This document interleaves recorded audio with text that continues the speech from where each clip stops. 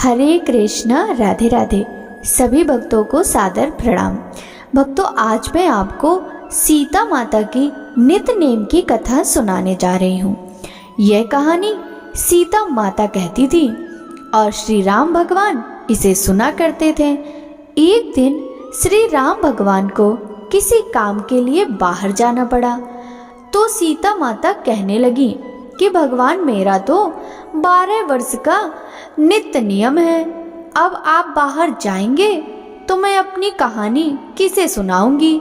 श्री राम ने कहा कि तुम कुएं की पाल पर जाकर बैठ जाना और वहां जो औरतें पानी भरने आएंगी उन्हें अपनी कहानी सुना देना। सीता माता कुएं की पाल पर जाकर बैठ जाती हैं।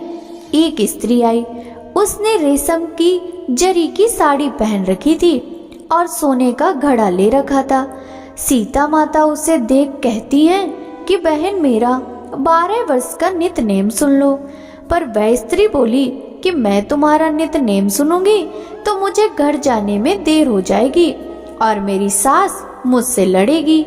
उसने कहानी नहीं सुनी और चली गई। उसकी रेशम जरी की साड़ी फट गई, सोने का घड़ा मिट्टी के घड़े में बदल गया। सास ने देखा तो पूछा, ये किसका दोष अपने सिर लेकर आ गई है। बहू ने कहा कि कुएं पर एक औरत बैठी थी, उसने कहानी सुनने के लिए कहा, लेकिन मैंने नहीं सुनी, जिसका यह फल मिला है। बहू की बात सुनकर अगले दिन वही साड़ी और घड़ा लेकर सास कुएं की पाल पर गई। सास को वहीं माता सीता बैठी मिली तो माता सीता ने कहा कि बहन, मेरी कहानी सुन लीजिए। सास बोली, एक बार छोड़, मैं 4 बार कहानी सुन लूंगी।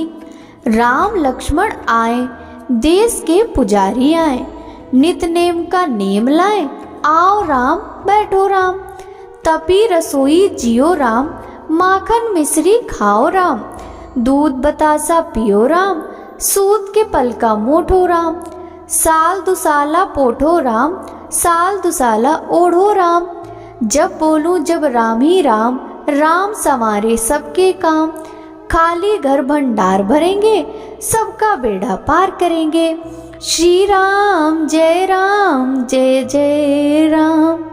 सास बोली कि बहन, कहानी तो बहुत अच्छी लगी। कहानी सुनकर सास घर चली गई और उसकी साड़ी फिर से रेशम जरी की बन गई। मिट्टी का घड़ा फिर सोने के घड़े में बदल गया। सास कहने लगी, सासू माँ, आपने ये सब कैसे किया। सास ने कहा कि बहू, तू दोष लगा के आई थी और मैं अब दोष उतार कर आ रही हूँ। बहू ने फिर पूछा कि वह कुएं वाली स्त्री कौन है। सास बोली कि वे माता सीता थी, वे पुराने से नया कर देती हैं, खाली घर में भंडार भर देती हैं, वह लक्ष्मी जी का वास घर में देती हैं, आदमी की जो इच्छा हो उसे भी पूरा कर देती हैं। बहू बोली कि ऐसी कहानी मुझे भी सुना दो। सास बोली, ठीक है, तुम भी सुनो।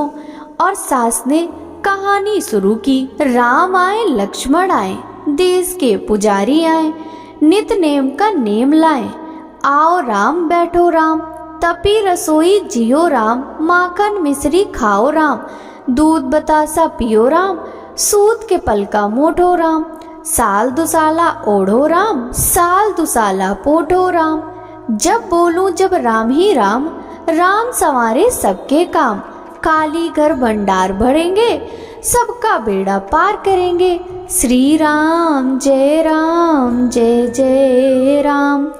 कहानी सुनकर बहू बोली कि कहानी तो बहुत अच्छी है। सास ने कहा कि ठीक है, इस कहानी को रोज कहा करेंगे। अब सास बहू रोज सवेरे उठती, नहाती धोती और पूजा करने के बाद नित नेम की सीता माता की कहानी कहती। एक दिन उनके यहाँ एक पड़ोस की औरत आई और बोली कि बहन, जरा सी आँच देना। तो वह बोली कि आँच तो अभी हमने जलाई ही नहीं।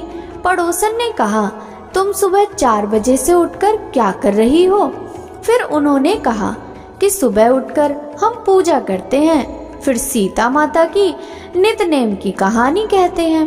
पड़ोसन ने उनकी बात सुनकर फिर कहा कि सीता माता की कहानी से तुम्हें क्या मिला? वे बोली कि इनकी कहानी कहने से घर भंडारे भर जाते हैं, सारे काम सिद्ध हो जाते हैं, मन की इच्छा भी पूरी हो जाती है। पड़ोसन कहती है कि बहन, ऐसी कहानी तो मुझे भी सुना दो।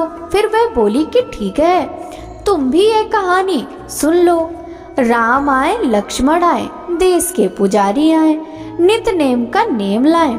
आओ राम, बैठो राम, तपी रसोई जियो राम, माखन मिश्री खाओ राम, दूध बतासा पियो राम, सूत के पल का मोठो राम, साल दुसाला पोठो राम, साल दुसाला ओढ़ो राम। जब बोलूं जब राम ही राम, राम संवारे सबके काम, खाली घर भंडार भरेंगे, सबका बेड़ा पार करेंगे। श्री राम जय जय राम। सारी कहानी सुनने के बाद पड़ोसन कहने लगी, बहन कहानी तो मुझे बहुत अच्छी लगी। अब वह पड़ोसन भी नितनेम सीता माता की कहानी कहने लगी।